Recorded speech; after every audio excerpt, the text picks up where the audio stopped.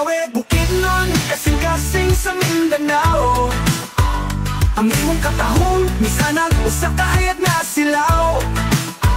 Gikan sa mga langop sa Miabo, usa ka misteryosong tawag. Ngadto sa kusay sa Sibuya, diin ang tubig na mahulog. Kibawe, yuta sa tabunok na yuta. Di na mga katingalahan sa kinaiyahan makita. Ang mga awit sa binukid, usa ka melodiya. Ang karaang grasya sa Manobo, usa ka kultura na dato. Alang sa tanan na mapakita sa matag panahon ug lugar. Ang mga makuuman naning gamot, uban sa matinod, ano nakamot ang anilang gidawat. Usa ka mauswagon ug pulahan nga yuta, usa ka pahiyom sa matag naong. Kibawe, Bukidnon, kasing-kasing sa Mindanao. Ang imong katahon, misanag usa kahayag nga silaw.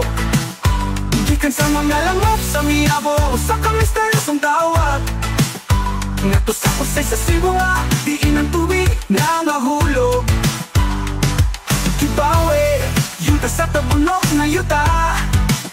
Diin ang mga katingalahan sa kinaiyahan makita.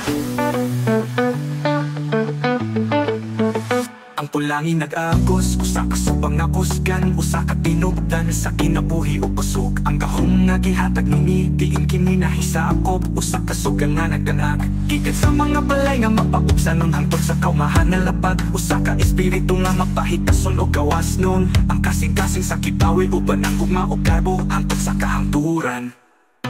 Kibawe, Bukidnon, kasing-kasing sa Mindanao.